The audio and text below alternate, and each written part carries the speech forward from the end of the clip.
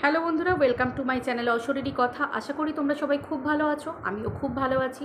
আজকে চলে এসেছি তোমাদের কাছে আরেকটা ভৌতিক ঘটনা তোমাদের সামনে নিয়ে। তো আজকের ঘটনাটা ঘটেছে পশ্চিম বর্ধমানের দুর্গাপুর। তোমরা অনেকেই এই জায়গাটার নাম শুনে থাকবে। তো এই দুর্গাপুরের ঘটনাটা ঘটে একটা বাড়িকে কেন্দ্র করে। অ্যাকচুয়ালি এই বাড়িটা এখন আর হন্টেড হাউস নামে পরিচিত না, কিন্তু একটা সময় এই বাড়িটা সত্যি হন্টেড হাউস নামেই পরিচিত হয়ে গেছিল। এবার কেন হয়েছিল, এখন কেন না, সেটা তোমরা পুরো ঘটনাটা শুনলে ভালো করে বুঝতে পারবে। তো বন্ধুরা, কেউ ভিডিওটা স্কিপ করো না, সবাই মন দিয়ে শুনতে থাকো। দুর্গাপুরে এই যে বাড়িটার কথা বলছি, সেই বাড়িটা একতলাটা ভাড়া দেওয়া হয় না, কিন্তু দোতলাটা ভাড়া দেওয়া হয়। কেন কেউ জানে না। সাধারণত মানুষ দোতলায় লোকজন থাকে ফ্যামিলি নিয়ে, কিন্তু একতলাটা ভাড়া দেওয়া হয়। কিন্তু এই জায়গায় একতলা বন্ধ থাকে, আর দোতলার সিঁড়িটা বাইরের দিক দিয়ে, যেখানে একতলার সাথে দোতলার কোনো রকম কোনো সম্পর্ক নেই। দোতলার সিঁড়িটা একদম আর একটা সুন্দর পজিশনে সুন্দরভাবে দোতলার সিঁড়ি দিয়ে উঠে দোতলার সাথে কানেক্টেড। তো দোতলা ভাড়া নেন একজন ভদ্রলোক এবং তার স্ত্রী। কারণ তারা ভদ্রলোক কাজের সূত্রে দুর্গাপুরে একটা বেসরকারি কোম্পানিতে চাকরি পেয়েছেন, এবং তিনি তার স্ত্রীকে বিয়ের পরই সদ্য বিবাহিত, তারা দুজনেই। তো তখন স্ত্রীকে নিয়ে নতুন করে সংসার গোছাবেন বলে উনি বাড়িতে ভাড়া নিয়েছেন, যে দুর্গাপুরে তার কোম্পানি তার সামনেই কাছাকাছি, অতএব তিনি ওখানেই থাকবেন, ওখানেই যাতায়াত করবেন সুবিধে। সারাদিন তার স্ত্রী বাড়িতে একাই থাকবে, যেহেতু নতুন বিবাহিত স্ত্রী, আর কেউ সঙ্গে নেই। ভদ্রলোকের মা বাবা কেউ নেই, কারণ ভদ্রলোকের মা কিছুদিন আগে মারা গেছিলেন। তো সেই ক্ষেত্রে তার স্ত্রী আর তিনি, তো তারা নিজের মতো করে সুন্দর করে দোতলাটা গুছিয়ে টুছিয়ে নেন, যা যা নিজেদের আসবাবপত্র আসে মালপত্র দিয়ে গুছিয়ে টুছিয়ে নেন। ভদ্রলোক বলেন যে একতলাটা কি আমরা ব্যবহার করতে পারি। তখন বাড়ির মালিক তিনি এখানে থাকেন না, তিনি বাইরে থাকেন।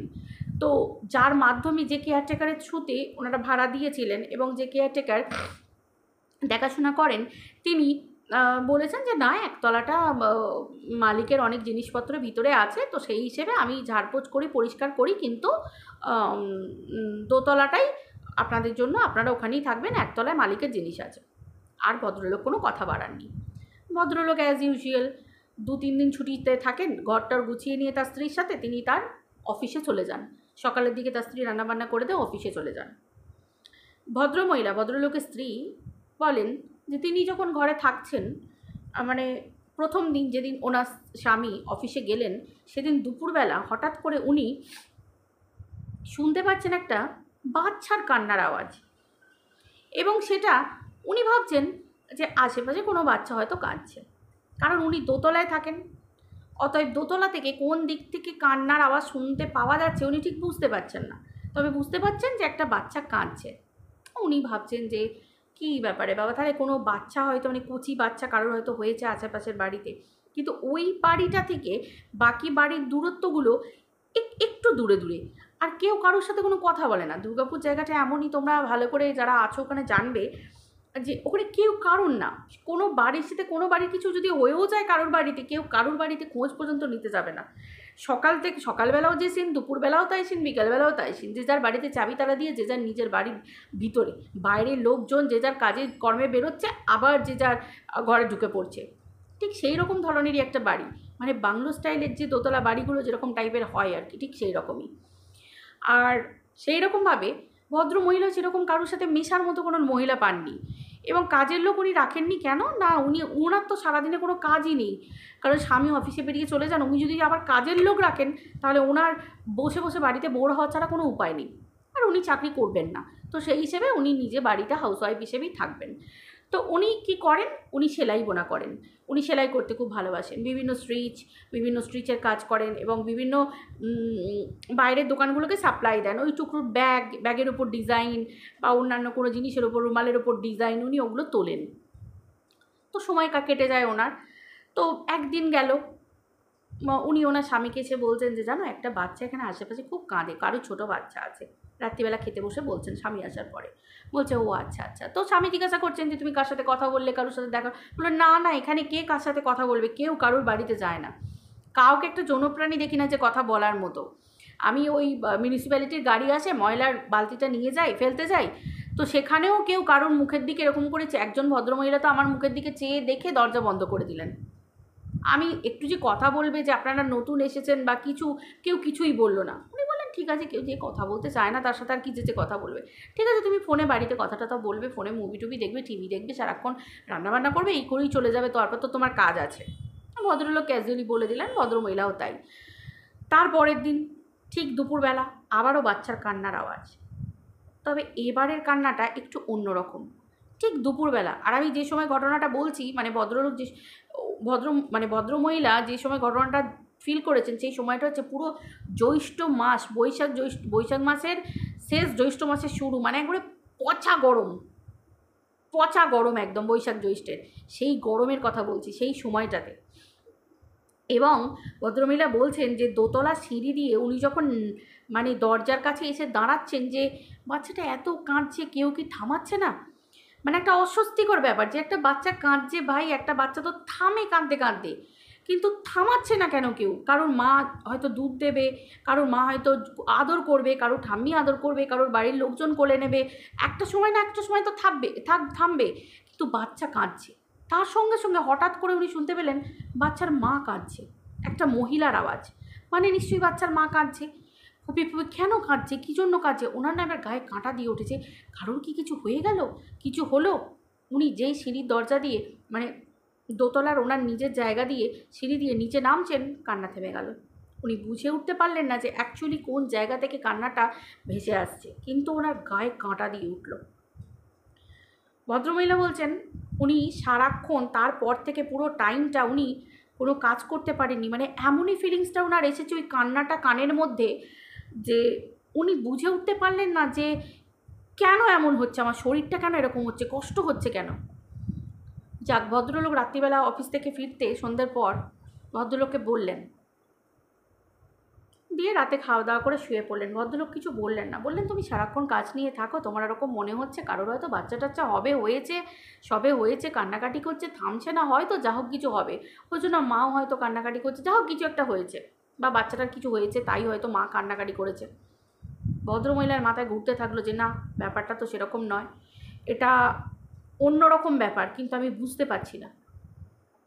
রাত্রিবেলা তখন 1টা-1:30, ভদ্রমহিলা বাথরুম করতে উঠেছেন, আবার সেই কান্নার আওয়াজ, বাচ্চার কান্নার আওয়াজ, তার সাথে বাচ্চার মায়ের কান্নার আওয়াজ, আর তার সাথে বাচ্চাকে ঝিনুকে দুধ খাওয়ালে, আমরা যারা মায়েরা বাচ্চাদেরকে ঝিনুকে দুধ খাওয়াই এবং বাটি যেরকম আওয়াজ হয় না, ঠিক ওই কাঁসারের যে ঝিনুকগুলো হয় আর বাটি, ঠিক সেরকম ঠক ঠক করে দুধের আওয়াজ হলে, দুধের বাটিতে আর দুধের ঝিনুকে আওয়াজ হলে ঠিক যেমন বাচ্চা ভোলাবার এরকম আওয়াজ উনি পেতে থাকেন, আর মা গুমড়ে গুমড়ে কাঁদছে।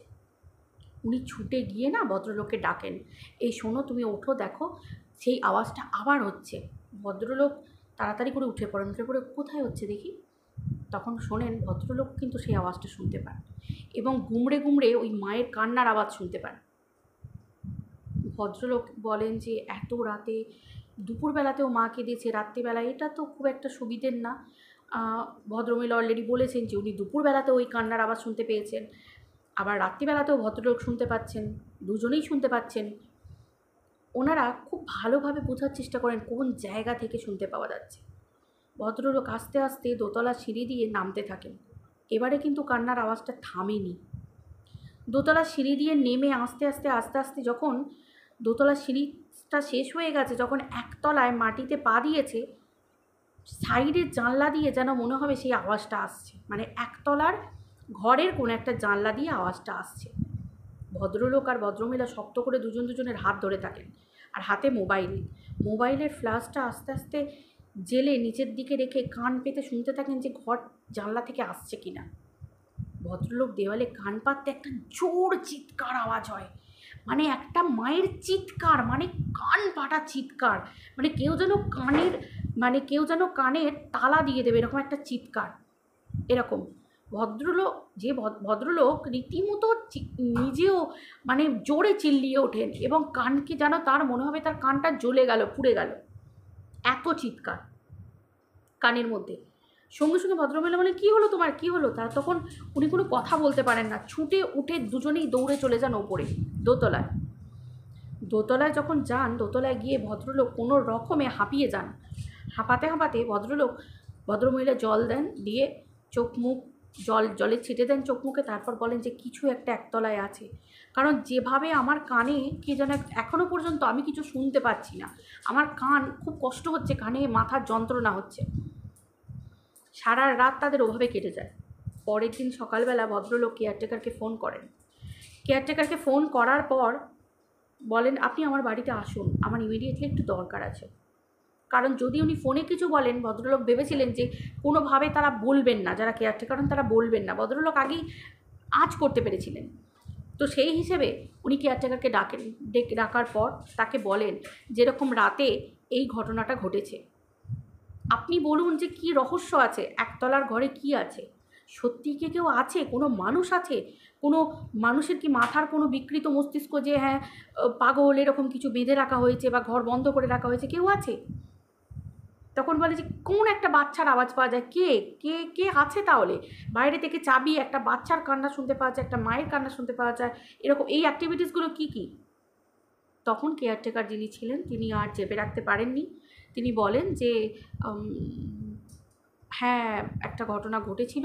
এই বাড়ির যিনি মালকিন তিনি অন্তঃসত্ত্বা ছিলেন, তারপর তার সন্তানও হয়। কিন্তু সন্তান হওয়ার পরে যখন 1 মাস 10-12 দিনের মতো বয়স হবে, তো তখন এখানে অলরেডি ওই সিলিন্ডার ব্লাস্ট করে তারা দুজনেই, বাচ্চা এবং মা, মানে বাচ্চাকে রেখে রান্নাঘরের সামনে রেখে, আর উনি রান্না করছিলেন, আর সেই মুহূর্তে কোনোভাবে সিলিন্ডার ব্লাস্ট করে যায়। তখন ওই মা আর সন্তান প্রাণ হারায়।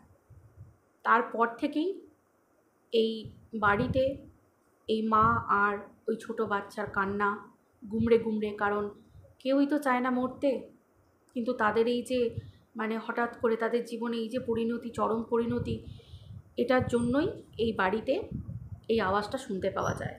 কিন্তু আমি অনেকবার বলেছি বাড়ির মালিককে, মানে ভদ্রলোক বাইরে থাকতেন, আর বাচ্চা থাকতো, বাচ্চার মা থাকতো। ভদ্রলোক বাইরে থাকতেন, ভদ্রলোক বাইরে কিছুদিন চাকরি সূত্রে বাইরে থাকতেন, এবং তিনি সপ্তাহে 1 দিন করে বাড়ি ফিরতেন।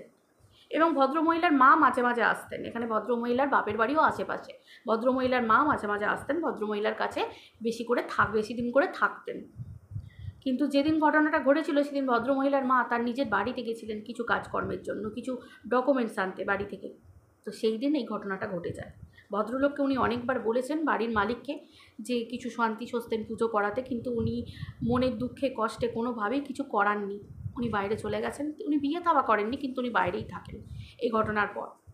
তো যাই হোক, বাড়ি ভাড়ার জন্য যাতে বাড়িটা একেবারে এরকমভাবে খাঁখা করে পড়ে না থাকে, তো সেই জন্য, কিন্তু এই ঘটনা আশেপাশের লোকেরা 1-2 জন ফিল করেছে, অনেকে বলেছে, কিন্তু ভদ্রলোক যিনি বাড়ির মালিক, তিনি এই বাড়িতে থাকাকালীন তিনি ফিল করেছেন যে তিনি যতই বাড়িটাকে সুন্দর করে রং করে নিন, যাই করে নিন না কেন, কিন্তু সে মা আর সন্তানের আত্মা তখনও পর্যন্ত ওই বাড়ির মধ্যে রাতের বেলা, দুপুরবেলা, যে সময় বাচ্চা খিদে পায়, বাচ্চা কাঁদে, ওই সময় এগুলো শুনতে পাওয়া যায়। তো তারপর ওই বাড়িতে এই ভদ্রলোক, মানে যিনি ভাড়াটিয়া, এবং মালিকের সাথে কথা বলে তারা পুজো করান, এবং এই ভদ্রমহিলা এবং এই ভদ্রলোক দুজনেই ভক্তি ভরে বাড়ির মালিক সঙ্গে কেয়ারটেকার সকলে মিলে বাড়িতে পুজো করান, এবং সেই সন্তান এবং তার মায়ের উদ্দেশ্যে অঞ্জলি দেন, মানে শ্রদ্ধাঞ্জলি দেন, বা এরকমভাবে পুজো অর্চনার মাধ্যমে তাদের, এবং ভদ্রলোককে বলা হয় যে গয়ায় পিণ্ডদান করে আসার জন্য। তো আমাদের হিন্দু রীতি মেনে ভদ্রলোক গয়া পিণ্ডদান করে আসেন তার স্ত্রী সন্তানের নামে।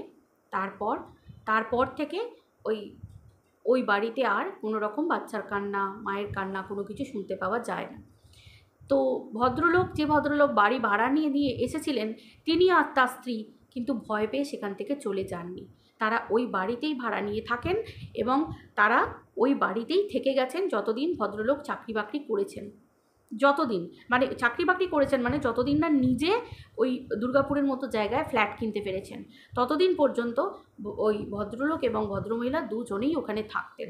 কারণ ওই বাড়িটাকে তারা তাদের মতামত অনুযায়ী কোনোভাবে ওই বাচ্চা এবং মায়ের নাম নিয়ে খারাপ কথা বলে এবং তাদের আত্মাকে অপমানিত করে বাড়ি ছেড়ে চলে গিয়ে না গিয়ে তাদের প্রতি শ্রদ্ধাঞ্জলি জানিয়ে পুজো করে তাদেরকে শ্রদ্ধা জ্ঞাপন করে সেই বাড়িতে তারা থাকতেন এবং বিশ্বাস নিয়ে, ভালোবাসা, শ্রদ্ধা নিয়ে। তো এটাই হচ্ছে ঘটনা। তো আশা করি তোমাদের ঘটনাটা যদি মনে হয় যে হ্যাঁ ভালো লেগেছে, অবশ্যই লাইক, কমেন্ট, শেয়ার করো। যদিও এই ঘটনাগুলো ভালো লাগার কিছু না, এগুলো খুবই মর্মান্তিক, দুঃখের ঘটনা। কিন্তু হ্যাঁ, এটাই সবথেকে বড় কথা। সব ঘটনা শেষে আমি এটাই বলবো যে যেমন ভগবান আছেন, ভগবান সত্যি, তেমনি অশরীরী আছে এবং অশরীরী তার অস্তিত্ব বুঝিয়ে দেয়। অবশ্যই সব আত্মা ক্ষতি করে না, বা যে কোনো এন্টিটি তার অস্তিত্বটা বুঝিয়ে দেয় যে হ্যাঁ আমি আছি। কারোর মনে রাগ, কারোর মনে চাওয়া, কারোর মনে পাওয়া, সব কিছুই থাকে। মানুষ কেউই মরে যেতে চায় না, কেউই চলে যেতে চায় না। কিন্তু যার সাথে নির্মম ঘটনা ঘটে যায়, সে বুঝিয়ে দেয় যে না আমি আজও আছি। এই অস্তিত্বটা কোনো না কোনোভাবে তারা বুঝিয়ে দেবে। তো সেরকম এই ঘটনার মাধ্যমেও তারা বুঝিয়ে দিয়েছে। তো চলো বন্ধুরা, ভিডিওটা এই পর্যন্ত রাখছি। আবার দেখা হচ্ছে পরের ভিডিওতে। সবাই ভালো থেকো।